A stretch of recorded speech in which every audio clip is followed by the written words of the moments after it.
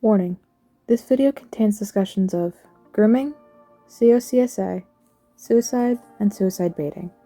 If any of this is triggering to you, please click off now. I care about your safety. Thanks. Also, please do not go and harass anyone mentioned in this video. This is entirely for educational and informative purposes. In case you haven't heard, some massive news has been happening within the voice actors of Inanimate Insanity. This video is going to be a brief yet thorough description of all that has happened with the resources that I have available. Everything that I use that isn't mine will be credited in the description. Let's get into it. For some background, I'm assuming most of you know what happened to Jesse Chapman, who was previously both the director and voice actor for II, playing characters like Knife, Silver Spoon, Meatpad, etc. If you don't, here's a quick rundown. In early 2025, Justy was revealed by a friend of theirs that they had been very parasocial and downright romantic with underage fans of II. This quickly prompted them being fired from Animation Epic as a whole and hasn't returned since. Cut forward to this year, March 18th. YouTuber spryriot, I apologize if I pronounced that wrong, while referred to as hiraeth, makes a detailed video explaining that Justy is not a groomer. For some background, hiraeth worked on Inanimate Improv, an OSC-based improv troupe that got the attention of people on the crew like Jazzy, Brian, and Justy. Long story short, he says that while he and Justy were friends, he was in a bad headspace and was conditioned to believe that he was being groomed, which is what led to make the video. Everyone was shocked. I mean, come on, a huge scandal was just revealed to be false. However, it only goes downhill from here. Next day, hiraeth makes a post on Tumblr saying that he'll be going live and explaining and answering questions people have for him, which is where he says this. That is true. They are.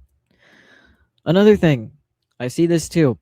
Minors cannot be groomers. They are too young to be able to make those kinds of decisions. And it is the parents' fault for letting someone stay around someone they believe is a bad influence.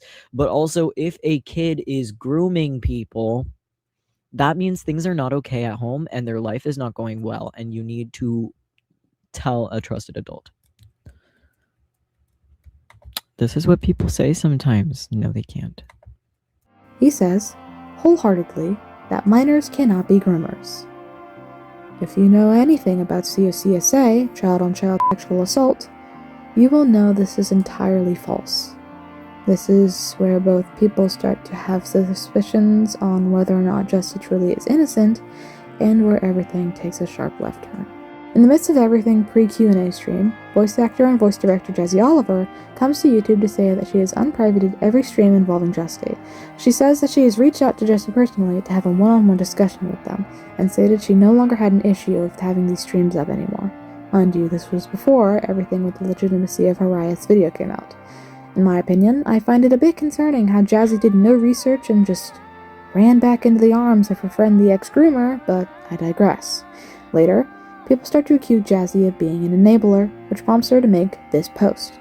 She acknowledges that, yes, she did rush to relist the streams and that it wasn't the smartest move. She also mentions how she thought it was one accuser and one alleged incident that got retracted. Again, my opinion, it doesn't matter how many accusers or incidents there are. If they're outed as a groomer with proof, they're a groomer, full stop. But once again, I digress. She says that she realizes where she messed up, but asks for no more accusatory statements. Later, on her Blue Sky, Jazzy begins to put it bluntly, suicide bait her audience of primarily young teens. She says that if she's blessed with not waking up tomorrow, pray she's reincarnated into a mermaid. This is an incredibly immature thing to say within the same breath as maybe I should just close my eyes and never wake up, implying she's the victim here. I won't be making any more of my own comments about this action as it is an incredibly serious and personal thing, so I'll just leave you with objective statements for the rest of this chapter. Soon later, Animation Epic was informed about what was going on and promptly fired Jazzy from all of her acting and team roles. Jazzy, once again, boasts about this, saying that she's made mistakes in the past and has tried to fix them, and that this was her being fired for speaking in defense of a friend who she thought was in the clear. She's implying that she was wrongfully fired and she had no idea this was coming. Soon after this, both Jordan Skarsfava, I apologize if I'm pronouncing that wrong, and Stephanie Pines, voice actors for Teddy Bear and Microphone respectively, state that they're no longer working with II either. This wasn't them being fired, they left on their own accord. While nothing has been explained to my knowledge, there's room to assume it has something to do with Jazzy, as Jordan is her girlfriend, and Stephanie lives with Jazzy. Jazzy begins to treat the serious situation more immaturely than she already has, stating that, at least she can talk about her yaoi voice roles a little more openly now. as if her younger fan base has just vanished. This post was taken down shortly after being made. You can't shift the focus from "I was wrongly fired" to "check out my adult roles in yaoi." You were caught trying to defend someone who doesn't deserve to be defended and got promptly clowned on for doing so. Apologies for losing my professional flair, but there isn't anything much I can describe it with. Jazzy then makes another post, seemingly to gain sympathy, saying that if her viewers are mad now, wait until they hear when Michael Huang, co-director of BFDI, gave her girlfriend shit for kissing her on stage at an event and threatened to bar them from future stage appearances if she did it again. This was immediately taken down after being posted. This post is more in the gray of who's in the right, but she wasn't threatened because Michael is a homophobe or something. She was threatened for displaying PDA in front of many children.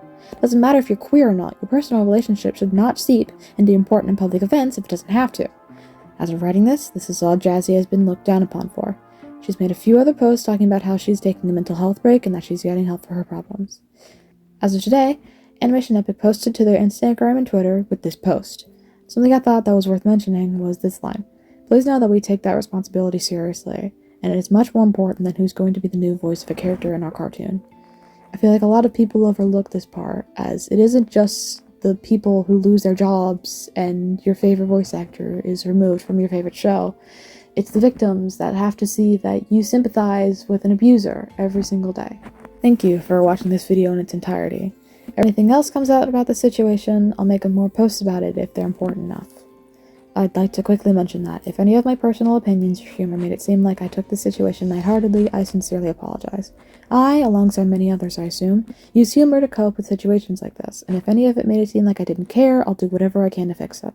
If I need to, I'll take this whole video down. If you leave this video with anything, I just implore you to be more careful about who your idols and role models are. Thank you.